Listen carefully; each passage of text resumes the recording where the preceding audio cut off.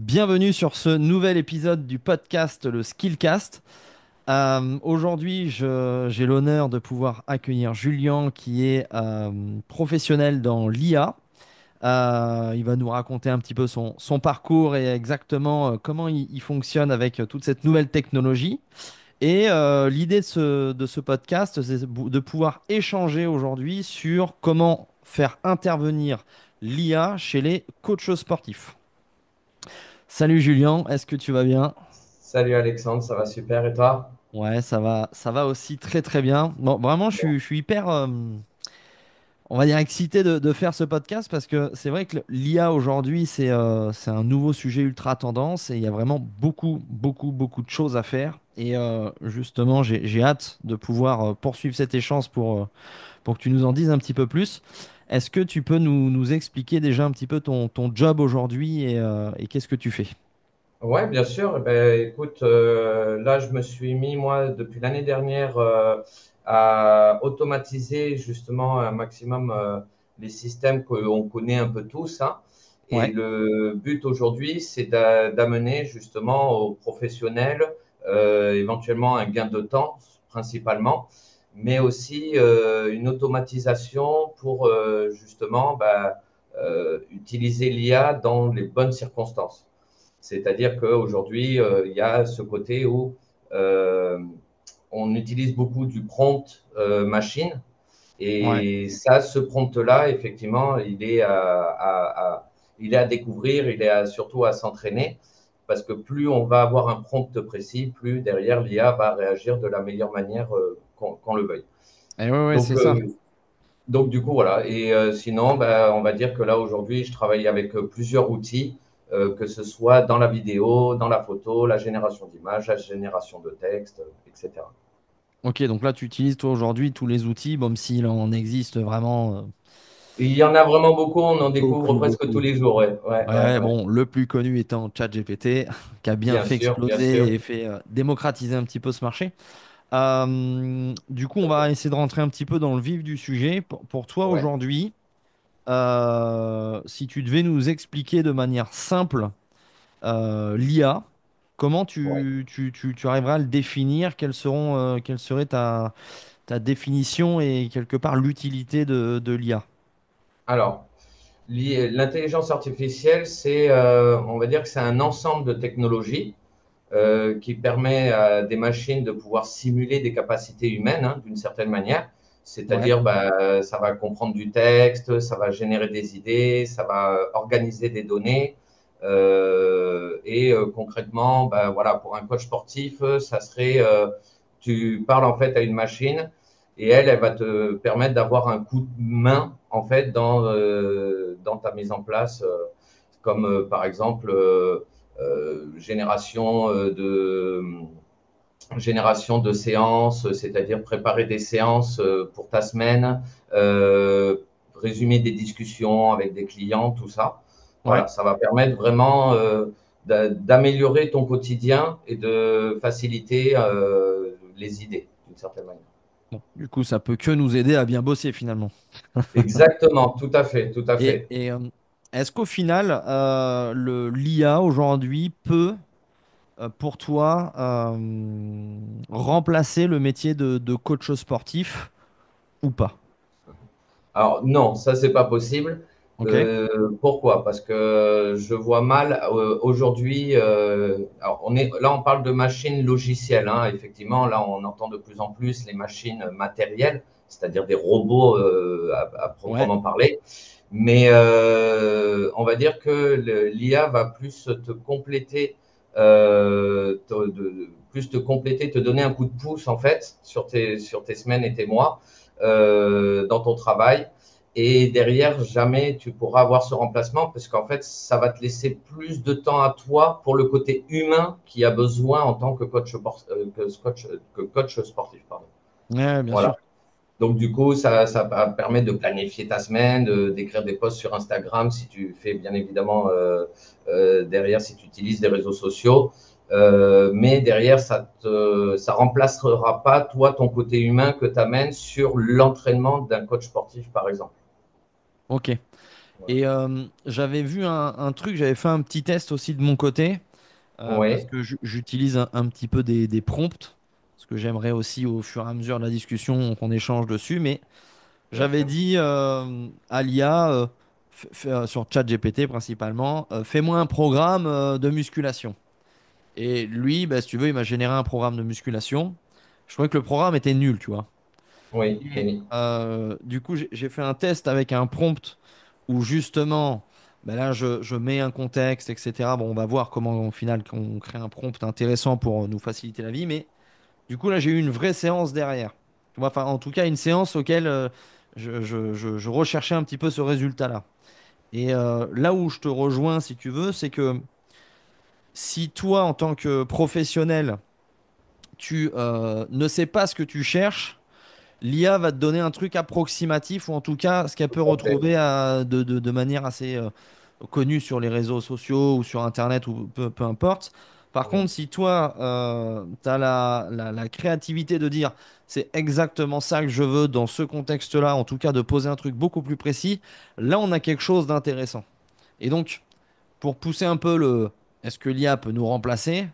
Je ne pense pas, en tout cas aujourd'hui, vis-à-vis de ce qu'on a, ça peut nous accélérer nos pensées, mais ça peut pas nous remplacer parce que si c'est pas moi qui définis un cadre, qui définit ce que je veux exactement, l'IA me donnera pas la bonne réponse ou en tout cas peut tomber un peu à côté de la plaque.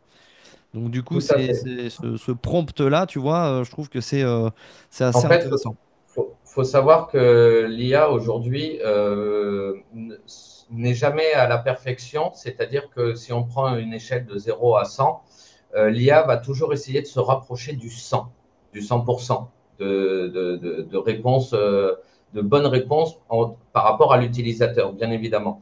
C'est-à-dire que quand on va lui demander quelque chose d'un peu plus poussé, il va falloir vraiment détailler son prompt pour pouvoir arriver réellement à ce que l'utilisateur veut en finale. Parce que si on fait juste un simple prompt, fais-moi une séance de coaching, effectivement, ça va être trop généraliste, donc il peut aller dans tous les sens. Et après, Mais on va oui, passer beaucoup de temps en finale à lui demander, à lui préciser et aller à arriver à quelque à chose trop de rectifier au concret. final.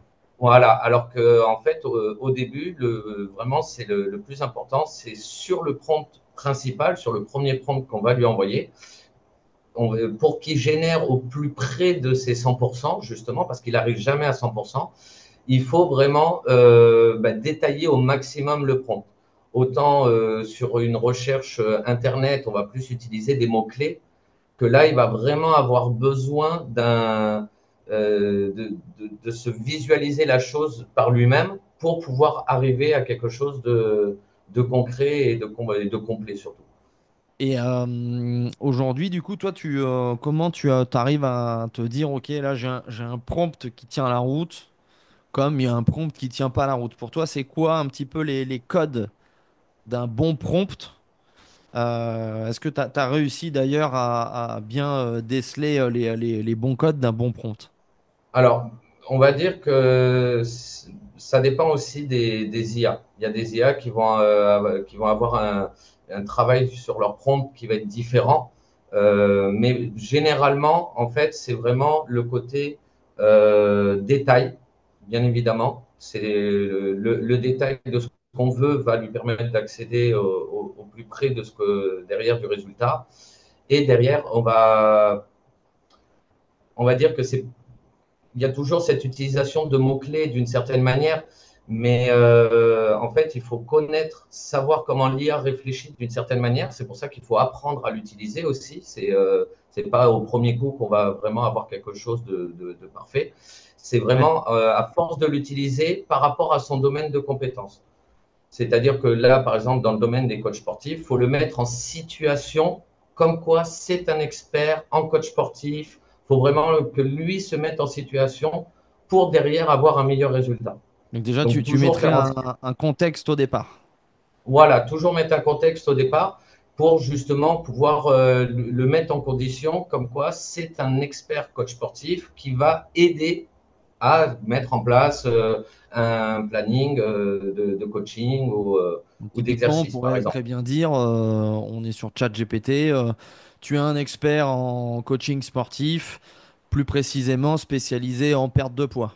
Exactement, tout à Ça peut être fait. Et du un coup, bon contexte. exactement, bien sûr, ouais, Ok. complètement. Et après, qu'est-ce qu'on met après ce contexte? Est-ce que tu... Alors après, par rapport au contexte, ben, on va lui faire la demande du besoin qu'on a, que ce Ok, soit sur, ben, par exemple, un type d'exercice en particulier auquel on pense ou comme ça. ok, Lui aussi peut sortir des idées, bien évidemment. On peut lui faire une demande aussi d'idées d'exercices pour rester sur ce même exemple. ouais. Et ensuite, derrière, on va vraiment essayer enfin, on va détailler le plus possible le besoin qu'on a pour que lui, il soit en condition, que derrière, il connaisse tous les détails de ce qu'on veut et de ce qu'on veut pas aussi. Hein. Faut lui Et faire donc, des fois, il faut lui faudra mettre mettre ces deux trucs-là, voilà, d'accord. ouais, de lui mettre aussi un contraire aussi de ce qu'on veut absolument pas. Comme ça, lui va pouvoir cibler au mieux en fait notre demande qu'on a nous à la base. Ok. Donc ça veut dire que par exemple, je mets donc tu es un expert en coach sportif, enfin tu es un expert coach sportif, plus précisément en perte de poids.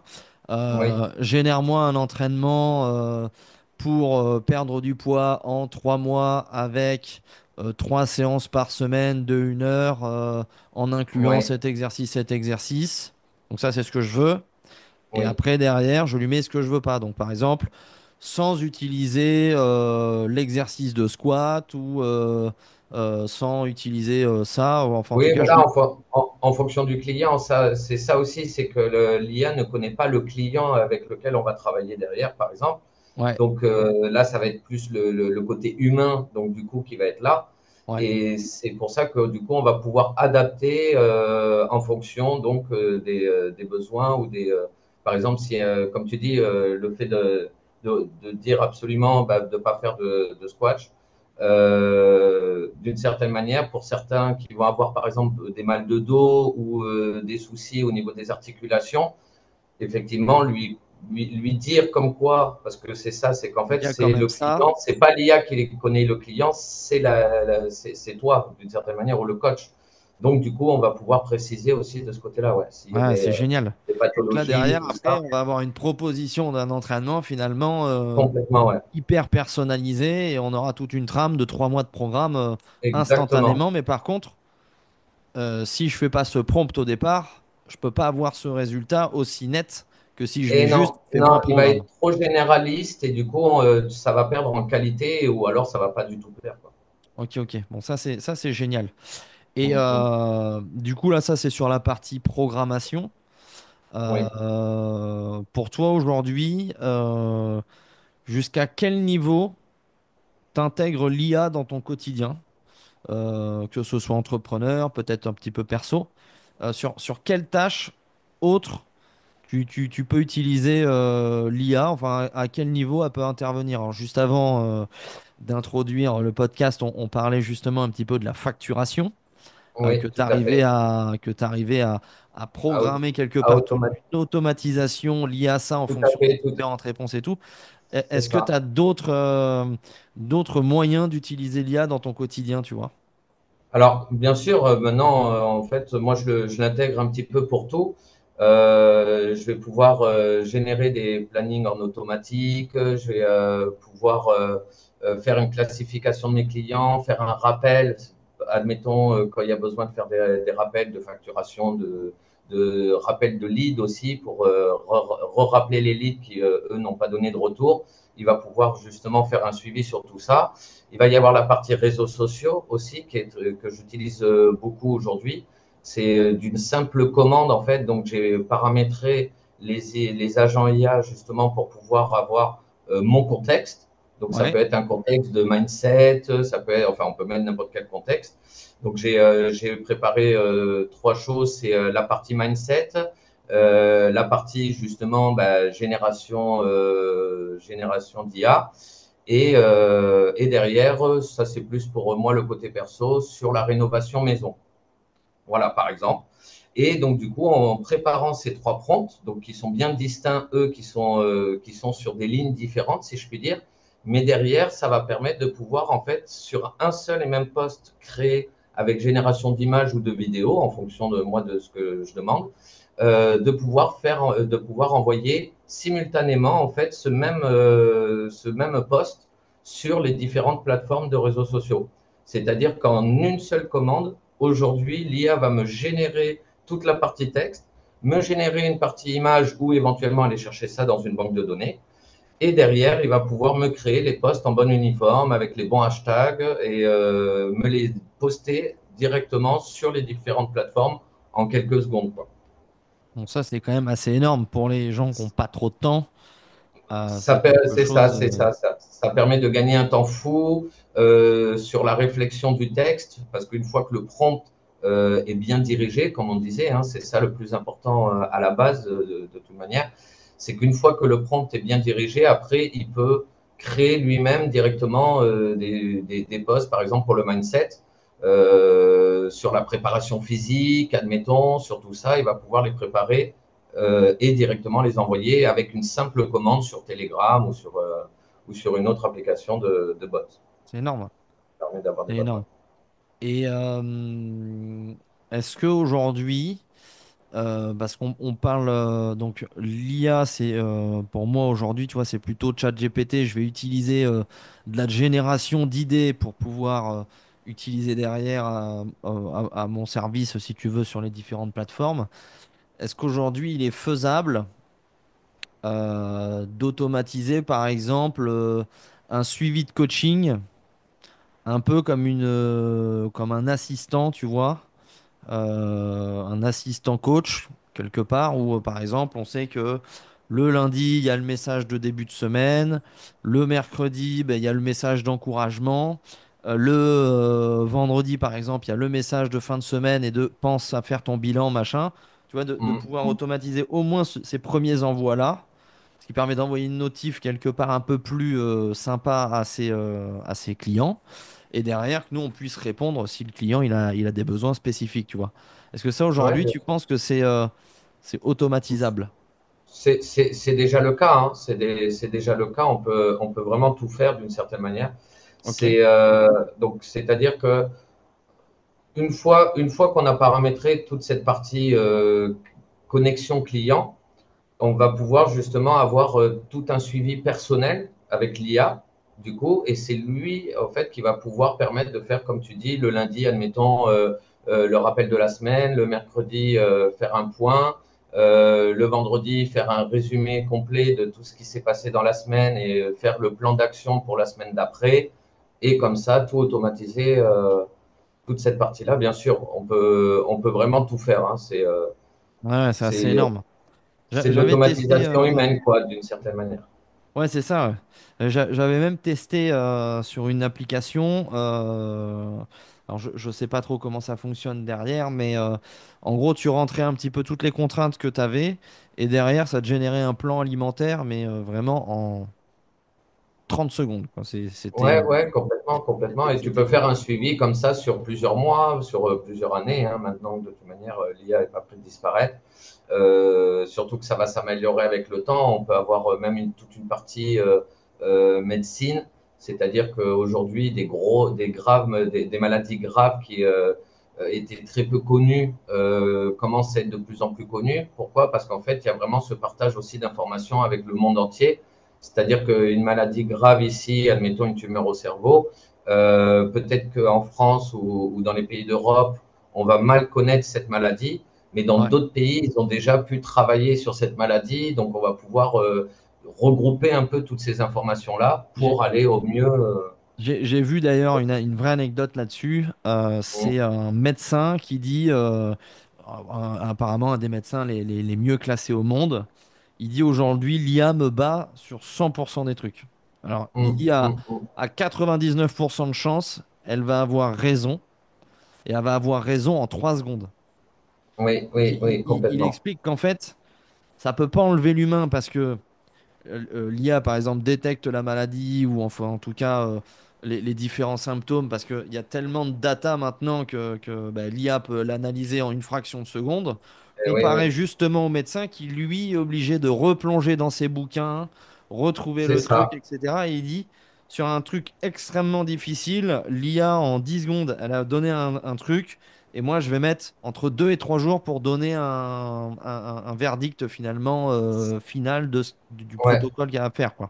Complètement, ça s'accélère de plus en plus, hein, on le voit partout, hein, dans tous les domaines. C'est en train de vraiment, on est en train de d'avancer à grands pas et surtout à très haute vitesse. Moi, c'est ça aussi qui me fait un peu peur, c'est que là, on est d'une certaine manière, l'IA, ça fait 3 ans, 4 ans que vraiment elle commence à être un peu démocratisée, qu'on accède de plus en plus à de la data.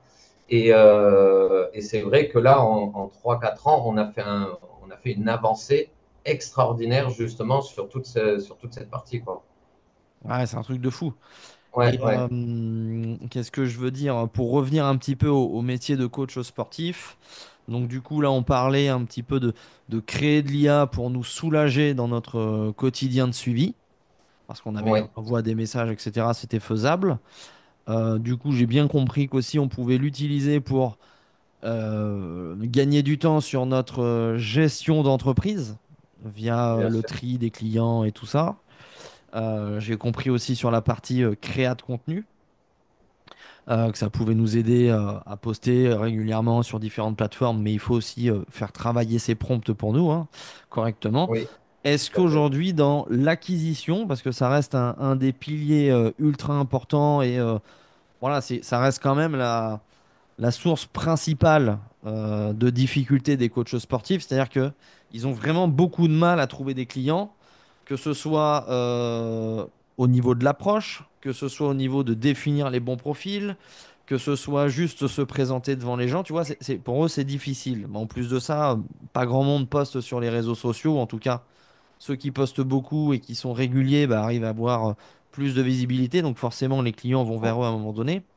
Est-ce qu'aujourd'hui, tu penses que c'est faisable d'avoir l'IA qui bosse pour nous sur de la prospection? Alors oui, déjà tu peux lui faire générer des idées justement quand tu as un cours d'inspiration, par exemple, c'est souvent ça, c'est que on peut quand on a un petit peu de mal justement sur la partie leads, on peut lui faire générer des idées, on peut lui faire générer des posts complets qui tournent autour de ça, justement. Et Ouais. après, derrière, tu peux aussi, vu que l'IA est partout, tu peux lui faire, comment dire, tu peux vraiment lui faire un visuel de motivation euh, par rapport à ça. Et derrière, pour la partie client, si tu préfères, tu peux lui mettre en place tout un processus, où il peut t'aider en tout cas à mettre en place tout un processus sur les rentrées de nouveaux clients, qui va remplir un formulaire, que tu lui envoies en direct un résumé sur justement toute sa partie plan d'action. Ouais. Et du coup, ça te permet de pouvoir justement proposer. Il peut te proposer en gros une stratégie de contenu adaptée à ta niche, justement, à la partie coach sportif. Tu peux faire de l'audit en présence en ligne. Tu peux vraiment tout faire, hein.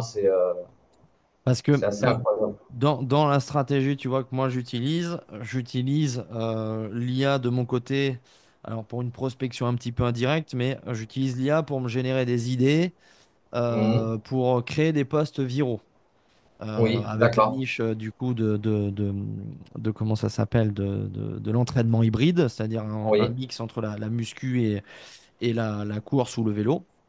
Et en d'accord. fait, j'utilise l'IA là-dedans pour la prospection, c'est-à-dire que si j'ai beaucoup de visibilité, forcément, je vais avoir du flux qui va arriver sur mon compte. Et si j'utilise par exemple Insta, ça peut très bien être TikTok, ça peut très bien être YouTube. Et en fait, tous ces canaux-là vont venir me créer de la visibilité et je vais faire Oui, un petit peu cet aspect entonnoir. Donc ça, c'est pour ça que je te pose un peu la question de jusqu'à oui, quel niveau l'IA peut nous aider dans la prospection. bah, Mais moi, je l'utilise comme ça, il par peut exemple. même te créer un tunnel de vente, hein, d'une certaine manière, hein. C'est-à-dire que toi, de ta partie réseaux sociaux, où il va te créer, où il va t'aider à créer du contenu, derrière, justement, il va créer cet effet entonnoir qui va pouvoir te ramener vers justement éventuellement un tunnel de vente ou de formation surtout, pour pouvoir faire rentrer tes clients, tes leads et les passer en clients, quoi. D'accord. Et comment dire, non, bah en vrai, c'est plutôt très bien pour cette explication-là. Est-ce qu'aujourd'hui, tu vois des limites liées à l'IA? Et si oui, quelles peuvent être ces limites? Est-ce que tu as des idées un petit peu là-dessus? Alors, bah, les limites aujourd'hui, c'est que quoi qu'il arrive, euh, ça ne remplacera jamais l'humain en soi. Ça Ok. va toujours seulement l'accompagner. Mais après, au contraire, on va dire que l'IA va pas remplacer ton énergie, ta présence, ton intuition aussi. D'une certaine manière, l'IA n'a pas forcément cette intuition qu'un humain peut avoir, mais ça permet juste de te concentrer en fait sur ce qui est toi ta vraie valeur. Et donc du coup, toi ta vraie valeur aujourd'hui dans la partie coach sportif, c'est l'accompagnement justement de tes clients dans Ah la oui. partie. Donc du coup, c'est un peu comme un vélo électrique en fait. Tu pédales toujours sur un vélo électrique, mais avec la partie électrifiée, bah, du coup, tu vas plus loin, tu peux faire beaucoup plus de kilomètres et tu peux aussi aller plus vite d'une certaine manière, avec beaucoup moins d'efforts. Bah, là, c'est un peu la même chose. En fait, ça nous permet d'aller plus vite avec moins d'efforts Ouais, ouais, c'est ça. Ouais. et surtout avec beaucoup plus de temps. C'est quoi le truc le plus dingue hein, que t'aies vu toi avec l'IA? Un truc complètement fou que t'aies pu voir. Ben, on va dire que je suis un peu mitigé entre deux choses. Il va y avoir la partie robotique, donc, Ouais. qui est maintenant intégrée avec de l'IA. Et donc, on trouve aujourd'hui, alors on va parler d'Elon Musk, hein, qui fait ça, par exemple, qui fait des robots, des robots ménagers, d'une certaine manière, on peut appeler ça comme ça. Donc des robots qui sont à la maison, qui vont ranger les courses, qui vont faire le ménage, tout ça. Moi, je trouve ça un peu fou. Moi, je me rappelle les premiers robots, tu sais, enfin les espèces de petits robots aspirateurs là, qui y passent comme ça un peu Ouais, partout ouais. là, chez toi. Bon, bah là, on passe à un autre niveau. Là, on n'est pas sur juste le petit truc, on dirait une petite bébête par terre. Là, on passe vraiment à de l'humanoïde, c'est-à-dire vraiment du robot qui va pouvoir faire différentes tâches, par exemple à la maison. Ça, moi, ça, je trouve ça assez extraordinaire. Et après, il va y avoir toute la partie en ce moment génération de vidéos. Là, en ce moment, il y a des outils de génération de vidéos qui sont complètement fous et où en 10 secondes tout juste, il va permettre d'accéder enfin de créer et de générer de la vidéo où on n'arrive même plus à dire si c'est du vrai ou du faux, quoi. Ouais, si c'est du vrai ou du faux. Et Et, et, ça sur les réseaux, on en voit de plus en plus. Ouais. et je rebondis sur un truc qui est là aujourd'hui, tu vois, l'IA se base beaucoup sur la data qu'elle trouve sur Internet. Est-ce Complètement. qu'à un moment donné, à force d'avoir cet échelonnement de contenu où les gens postent, ils postent, et tout est généré aujourd'hui beaucoup par l'IA, est-ce qu'à un moment donné, l'IA va pas reconnaître enfin, prendre en contexte ses propres sources quelque part, et à un moment donné tourner en rond, tu vois, dans Tourner en le... rond, ouais, je vois bien l'image. Alors, non, parce que derrière, il y a quand même un maintien et une évolution qui est faite par l'humain. Donc, pour prendre l'exemple de ChatGPT, il y a une grosse société derrière qui travaille en fait sur le fait de toujours l'alimenter dans le bon sens. Là où ça fait peur, c'est plus ce côté où elle commence à devenir un peu trop libre d'une certaine manière. Par exemple, faut savoir, c'est que quand on fait une demande à l'IA, elle va pas chercher, elle n'a pas accès à Internet. Elle passe par des outils qui permettent d'accéder à la data derrière. C'est-à-dire que quand on lui dit d'envoyer un mail, c'est pas elle de elle-même directement qui va sur Internet et qui envoie le mail. Ah Elle oui. va forcément passer par un serveur mail. Et donc, c'est comme ça qu'on arrive, en fait, d'une certaine manière, à la contrôler. C'est-à-dire qu'on va toujours la faire passer par des outils tiers pour qu'elle puisse accéder à la data ou pour qu'elle puisse envoyer ses idées ou ses emails ou toute autre chose, ou génération d'images, tout ça. Elle va toujours en fait passer par un outil tiers. Jamais, Ok, pour le moment, en tout je cas, elle pensais, n'est tu pas vois, connectée à Internet. que c'était par exemple ChatGPT, l'application qui, elle, le faisait derrière. Non, Il, non. il va Ok. le faire derrière? Non, non, pas du tout. Ouais. Ça Ok. va venir avec les agents IA général. Ce que Donc, tu fais toi aussi à côté, toi. ça, c'est encore un autre domaine. Alors, moi, je l'utilise aujourd'hui, il y a un outil qui commence à être, qui est sorti il n'y a pas très longtemps et là, qui est maintenant libre d'accès, qui s'appelle Manus. Ok. Et elle, donc, c'est une IA, hein, c'est un peu comme un chat GPT avec une zone pour écrire son prompt.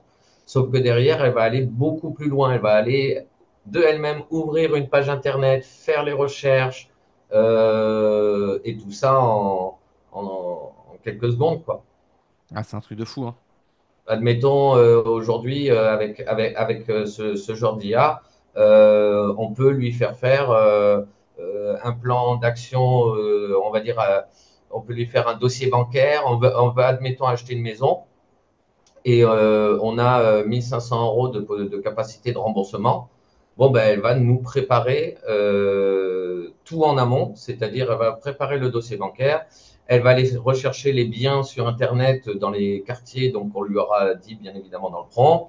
Elle va aller faire la recherche, elle va nous faire tout un plan d'action en une seule fois et en 5-10 minutes tout juste, avec tous les biens qui sont disponibles par rapport à notre capacité de remboursement, par rapport à la zone, s'il y a des besoins d'avoir des écoles à proximité ou pas, ou éventuellement un hôpital pour les personnes un peu plus âgées. Enfin, elle va aller vraiment de elle-même chercher sur Internet et faire ses propres recherches sur Internet. Ah, c'est un truc de fou. Et ça, c'est en train de se développer. Et là, alors je sais pas parce que ça va sortir d'ici la fin du mois, mais il y a le nouveau ChatGPT, la nouvelle version ChatGPT 5 du coup qui va sortir Ok. à la fin du mois. Et bon, déjà, ce qui est cool, c'est qu'on va pas avoir une tonne de ChatGPT comme on avait là dernièrement. On avait le 3.5, le 4.1, le spécial image avec Canva, le spécial pour Ouais, générer ouais. du code. Et là, non, voilà, là, le chat GPT-5, il sera tout en un. Donc, je pense que ça va être le début aussi pour OpenAI d'avoir une version IA générale. Ah, c'est Et énorme. là, ça va être énorme. C'est énorme. Je me tarde de voir ça. Bon, bah écoute, déjà, franchement, merci pour toutes ces explications-là. L'idée Bah, de avec de plaisir, ce podcast, c'était vraiment d'introduire un petit peu l'IA dans le métier du coach sportif. Je pense bien qu'on sûr. fera, en fonction un petit peu des personnes et des demandes, bah, peut-être des tutos un peu plus précis Ouais, sur une petite complètement. série de vidéos. Donc franchement, merci pour cet échange, Julien. C'était vraiment Eh ben, avec plaisir, très très merci à très toi. intéressant. Félicitations. Est-ce que tu as un petit conseil de fin à donner à tous ceux qui veulent peut-être démarrer, tu vois, sur l'IA, comment le tester, je sais pas, un truc dans ce Bah, sens-là? simplement, je pense qu'ils peuvent déjà bon, aller sur le plus connu, hein, ChatGPT, comme ça leur permet déjà de pouvoir utiliser le même outil que les autres s'ils ont besoin justement d'être aidés par rapport à ça. Et il faut s'entraîner en fait, il faut s'entraîner sur la partie prompt. C'est le plus important, c'est déjà de comprendre comment tourner ces prompts pour justement pouvoir derrière avoir le meilleur résultat possible. Eh bien, écoute, d'ailleurs, ce qu'on peut faire, c'est que si des personnes voient cette vidéo et qui veulent des conseils un petit peu plus avec des prompts, ce que je ferai, c'est que je mettrai toutes les coordonnées de Julien juste en dessous dans la description de la vidéo. Et ceux qui veulent des prompts, à la rigueur, commentez le prompt que vous voulez avoir, ou en tout cas la tâche que vous voulez. Et derrière, nous, on vous glissera en commentaire le prompt qui va bien pour pouvoir vous aider à avancer dans vos tâches. Du coup, Ouais. Julien, merci pour ce petit mot de la Eh fin, ben, vraiment avec génial. plaisir, Alexandre. Et puis, bah, écoute, au plaisir de refaire une prochaine vidéo. Allez, au plaisir aussi. À bientôt à tous. Ciao, À ciao. très bientôt.